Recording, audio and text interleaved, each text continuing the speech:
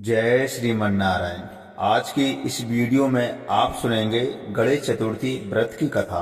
प्रत्येक माह के कृष्ण पक्ष और शुक्ल पक्ष की चतुर्थी तिथि के दिन गणेश चतुर्थी का व्रत धारण किया जाता है। कृष्ण पक्ष में पड़ने वाली चतुर्थी को संकष्टी चतुर्थी और शुक्ल पक्ष में पड़ने वाली चतुर्थी को विनायक चतुर्थी के नाम से जाना जाता है। यह व्रत गणेश भगवान जी को अति प्रिय होता है।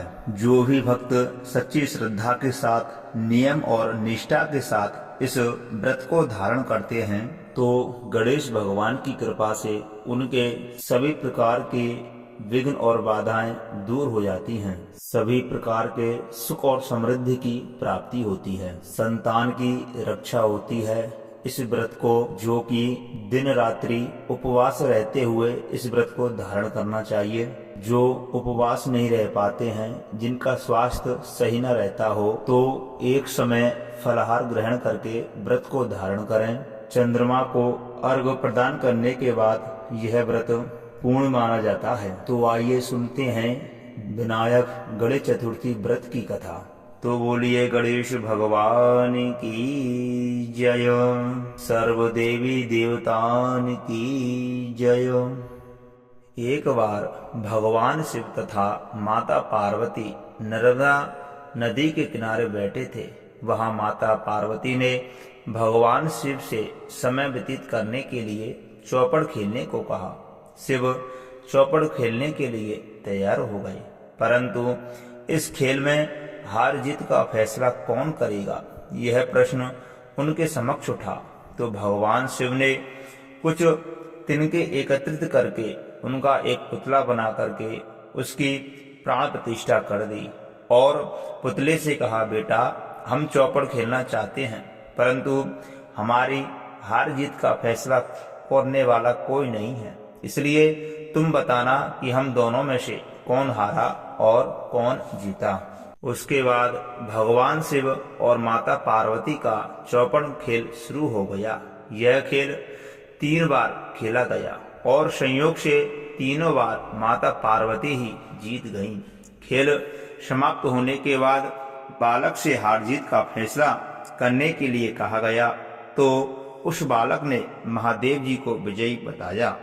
यह सुनकर के माता पार्वती क्रोधित हो गई और क्रोध में उन्होंने बालक को लंगड़ा होने, कीचड़ में पड़े रहने का श्राप दे दिया। बालक ने माता पार्वती से माफी मांगी और कहा कि यह मुझसे अज्ञानतावश ऐसा हुआ है, मैंने किसी द्वेष भाव से ऐसा नहीं किया। बालक द्वारा क्षमा मांगने पर माता ने कहा, जहाँ गणेश पूजन के लिए नाग कन्याएं आएंगी, उनके कहे अनुसार तुम गणेश व्रत करो, ऐसा करने से तुम मुझे प्राप्त करोगे। यह कहकर माता पार्वती शिव के साथ कैलाश पर्वत पर चली गई। 1 वर्ष के बाद उस स्थान पर नाग कन्याएं आईं। तब नाग कन्याओं से श्री गणेश के व्रत की विधि मालूम करने पर उस बालक ने 21 दिन लगातार गणेश जी का व्रत किया। उनकी श्रद्धा से गणेश जी प्रसन्न हुए। उन्होंने बालक को मनोवांछित फल मांगने के लिए कहा। उस पर उस बालक ने कहा, हे विनायक, मुझ में इतनी शक्ति दीजिए कि मैं अपने पैरों से चलकर अपने माता पिता के साथ कैलाश पर्वत पर पहुंच सकूं और वे यह देख कर के प्रसन्न हो जाएं। तब बालक को वरदान देकर श्री गणेश अंतर्ध्यान हो गए। इसके बाद वह बालक कैलाश पर्वत पर पहुंच गया और कैलाश पर्वत पर पहुंचने की अपनी कथा उसने भगवान शिव को सुनाई। चौपड़ वाले दिन से माता पार्वती शिवजी से विमुख हो गए थे, अतः देवी के रुष्ट होने पर भगवान शिव ने भी बालक के बताए अनुसार 21 दिनों तक श्री गणेश जी का व्रत किया। इस व्रत के प्रभाव से माता पार्वती के मन से भगवान शिव के लिए जो नाराजगी थी वह समाप्त हो गई। तब यह व्रत विधि भगवान शंकर ने माता पार्वती को बताई।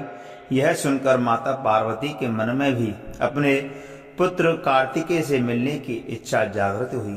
तब माता पार्वती ने भी 21 दिन तक श्री गणेश जी का व्रत किया तथा दूर्वा, फूल और लड्डुओं से गणेश जी का पूजन अर्चन किया।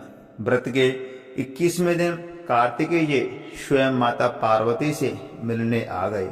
उस दिन से श्री गणेश चतुर्थी का यह व्रत समस्त मनोकामनाओं की पूर्ति करने वाला व्रत माना जाता है।